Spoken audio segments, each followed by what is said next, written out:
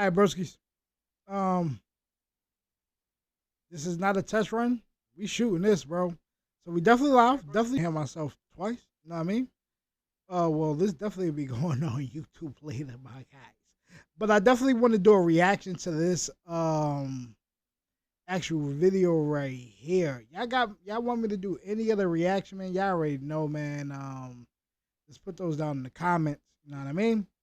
But look, know what I'm saying. But anyway, though, man. Enough of me yapping, man. I really want to get into this reaction, cuz yo, let's get it, yo. Alright guys, I'm back with another one. I'm waiting for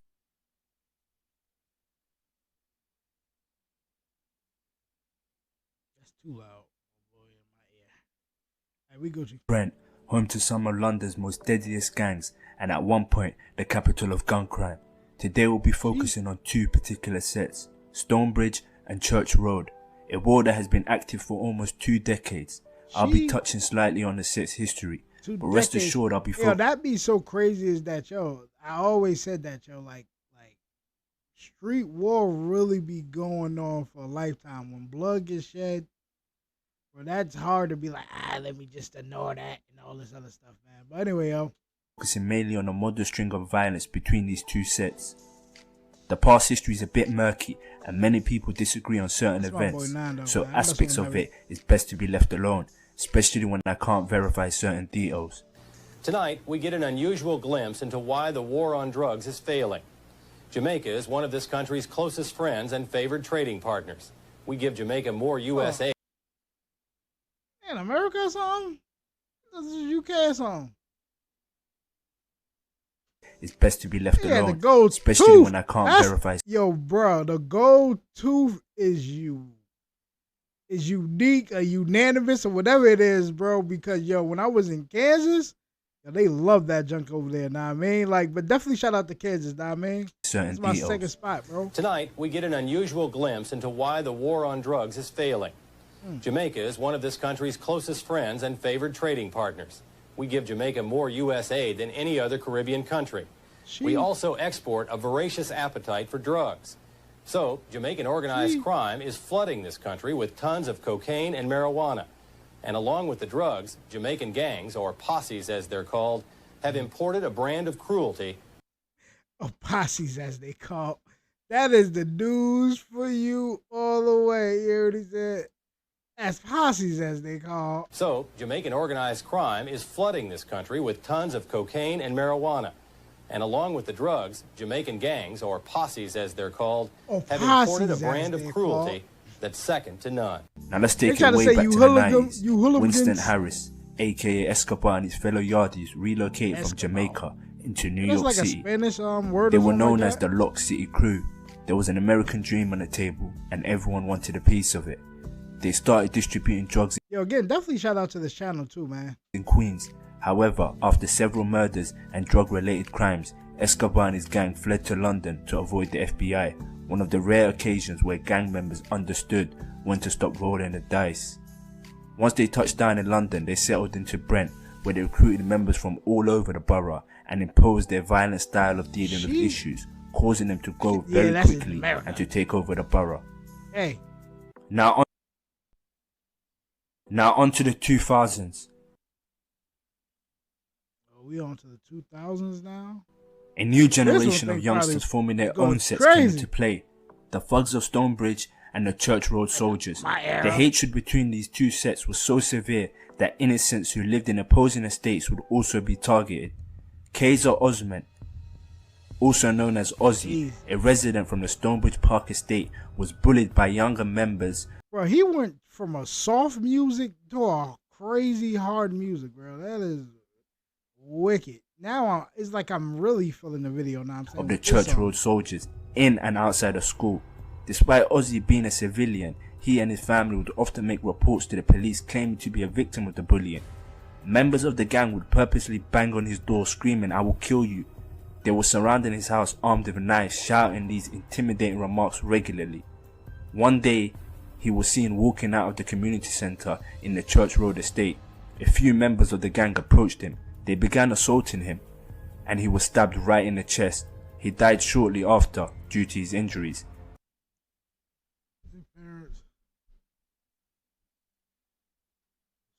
guilty manslaughter.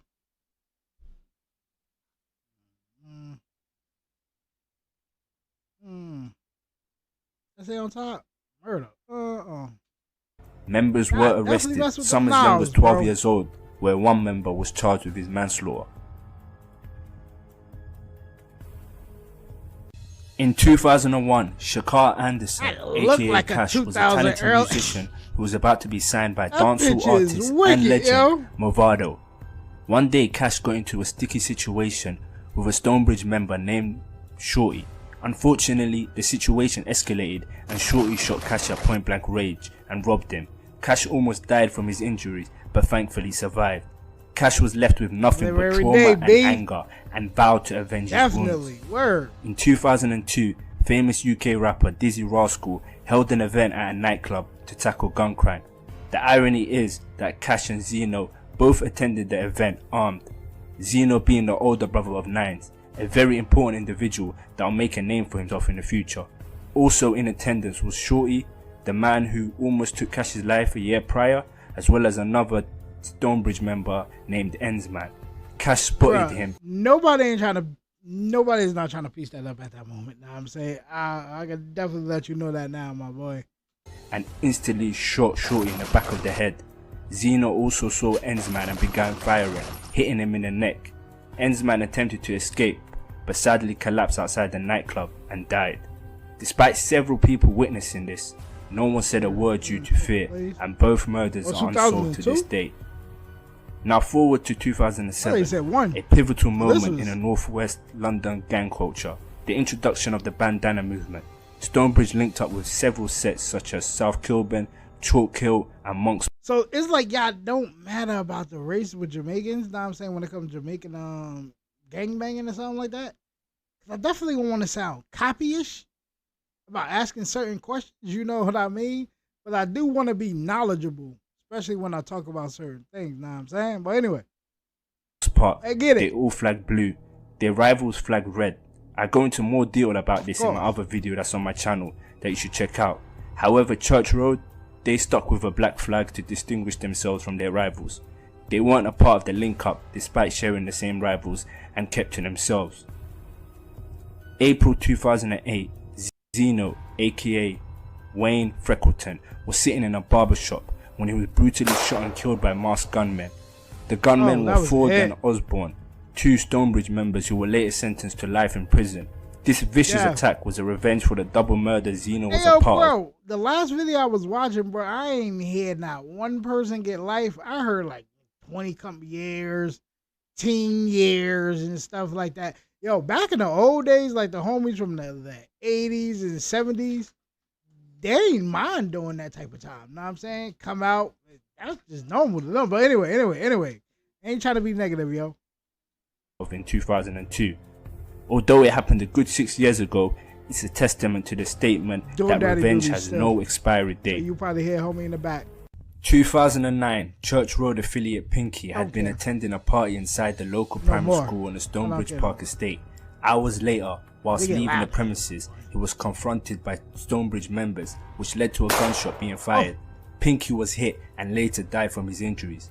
Stonebridge member Grandad and others were arrested, even going as far as to arrest a schoolboy in connection with the murder, but due to insufficient evidence and no... Bro, you gonna block it out, then next thing you know, show everything? Second man has been charged with murder of a young father. Dang. A birthday party. So it wasn't his birthday party, but it was somebody else. That's crazy. No witness coming forth, the case was later dropped and the murder remains unsolved.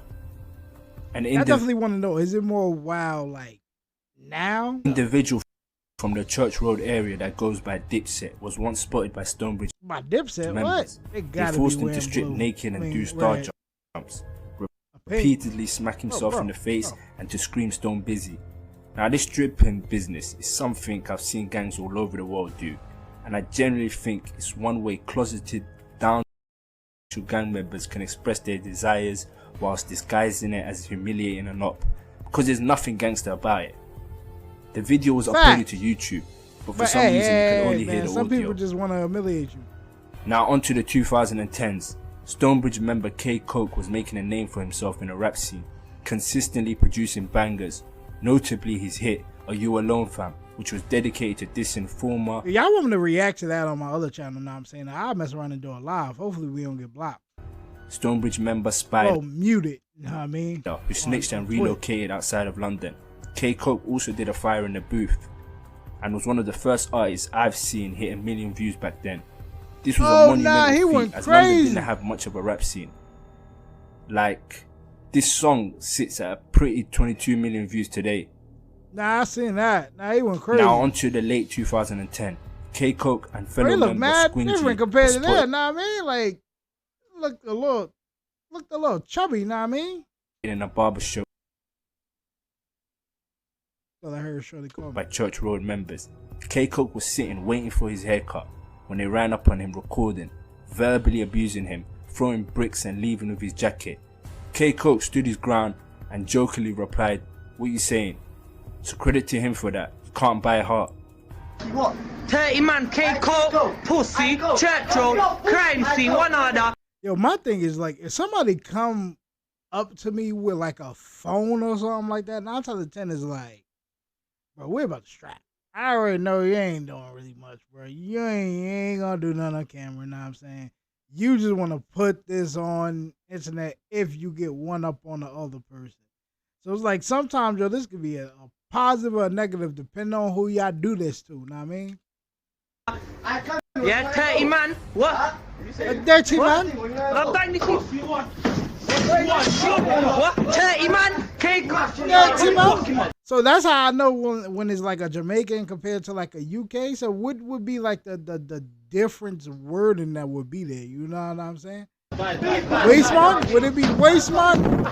Now throughout the next few years, Operation Trident, which is a police service unit originally set up in 1998 for the black community as the community-led initiative with the police to tackle gun crime and homicides disproportionately affecting African Caribbean communities. Trident successfully arrested many gang members for firearms and ammunition possession. This helped lower the crime within the borough of Brent, especially within the Harlesden area.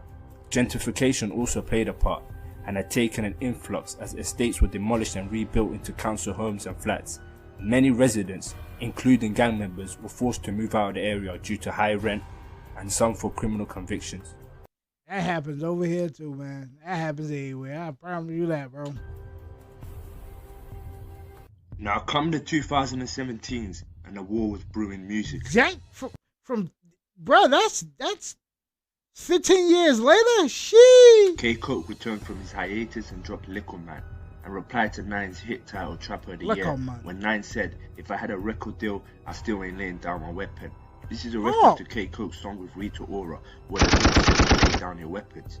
Kxng's response was said, "Lay down your weapons to the kiddies and that. I never laid down mine, I got a fizzy and a Mac."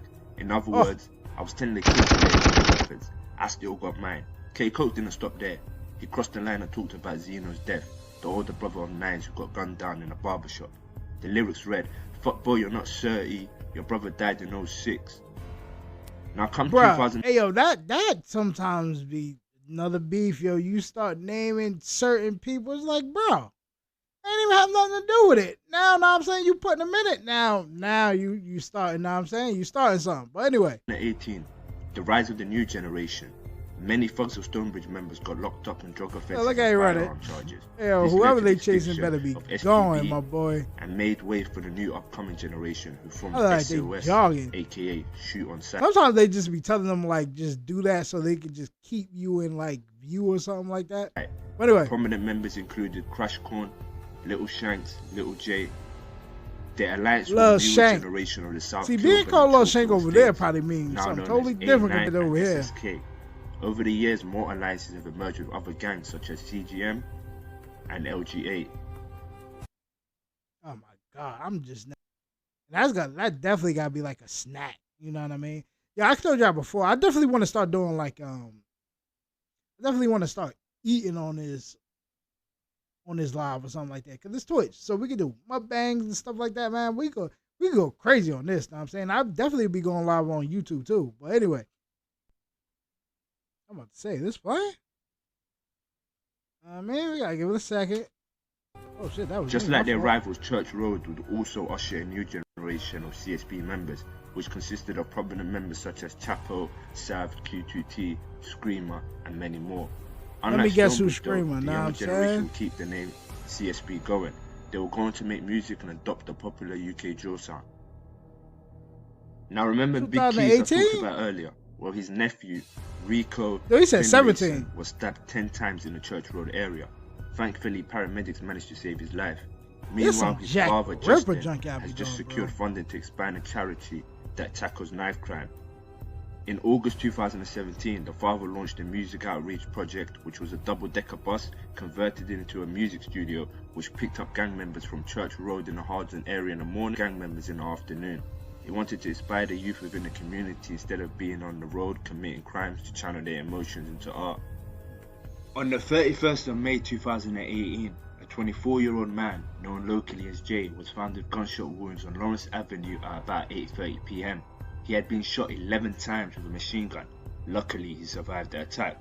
It was reported. Bro, is he a rapper now? Yeah, I needed to know, like, over there's like, is it opposite? Somebody get poked up a couple of times, then they become a rapper or something like that?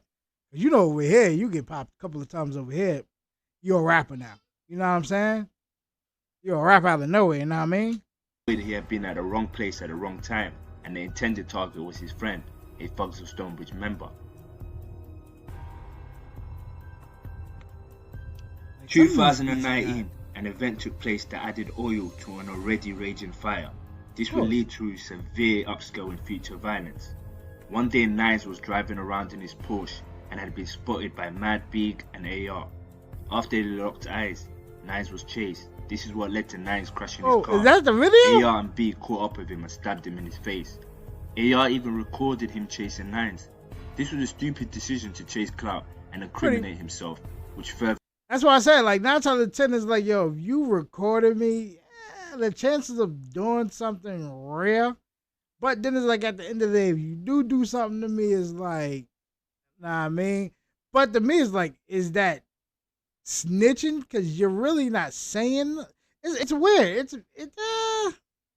And I ain't saying like non-snitching or anything like that. I'm saying like him snitching actually. Know what I'm saying? Because you actually posted. Telling on yourself, kind of. Know what I'm saying? But anyway. Aided the police. They used the footage as evidence in the courtroom, and he was later sentenced for the stabbing. Nines left with a nasty scar that you can see today on his face. On the 5th of July on Harrow Road, Monks Park, at around 8:10 PM on Friday, Craig Small, aka Smalls, a Stonebridge member and friend of Kxng, was gunned down. This was a retaliation for what happened to Nines. When such a name brand and important member such as Nines is attacked, the retaliation always has to be murder. Alright, broski's back. A lot of editing and dropped everything over here and all that other stuff. Had to set everything back up. Somebody was at the door, know what I mean? But that's why I usually be like, man, it's kind of hard to go live, but man, it is what it is. Just showing y'all my life, man. Anyway, man, let's get right back into the reaction, though, cuz. An unaware Small standing outside a chicken shop was shot at point blank range, and when it looked like the shooter was fleeing, he came back to shoot again while Smalls was lying on the floor.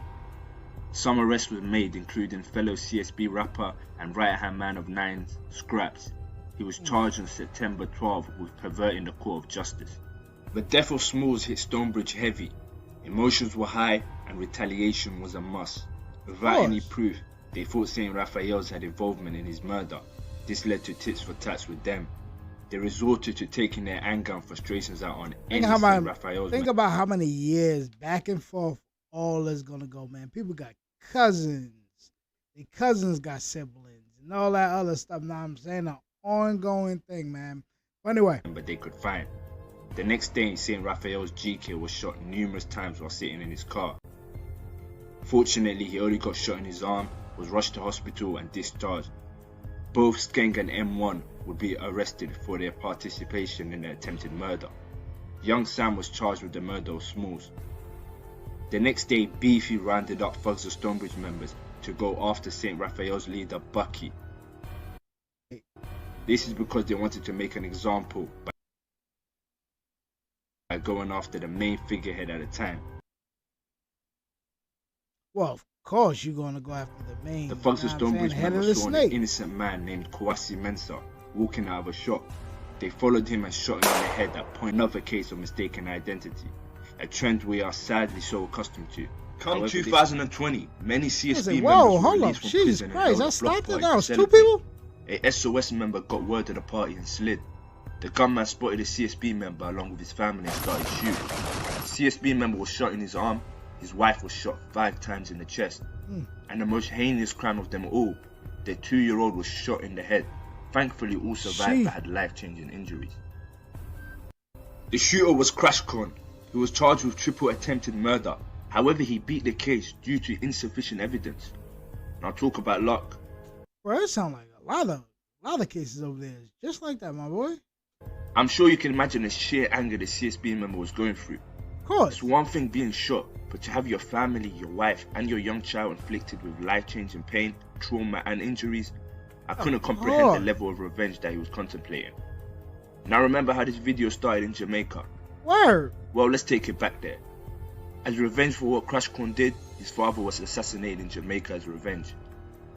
An innocent baby and wife shot, and now an innocent father was taken, all because of what his son had did. This vicious cycle looks like it may never end. It just dies down for a bit, and until another event re-triggers it. How many lives taken, spanning through 3 different generations in 3 different countries? How many civilians were taken that had nothing to do with it? See, I don't like preaching, as everyone already knows what the streets entail. I got a problem with now. I'm saying innocent people. If you're lucky enough to make it out, you certainly don't without trauma and misery. What's the point of being the one who made it if you can't enjoy it with your friends because they were murdered? That's survivor's guilt. If you like what I do, make sure you give this a like and subscribe. Plenty more to come in the future. And make sure you follow me on Instagram too, at PagansGetGot. Bro, y'all want to react to anything else? Y'all already know, man. Just put those down in the comments, stuff like that. Jesus Christ, I gotta clean up a little bit over here. I forgot all about this paper right here. Anyway, though, man, let's get right into another reaction that he did, bro. Another reaction that he did. Another, know what I'm saying? One of these that he did. I mess with him, yo. Let's see what else we got. It's gonna take some time, you know what I mean? Dude, you know what I mean?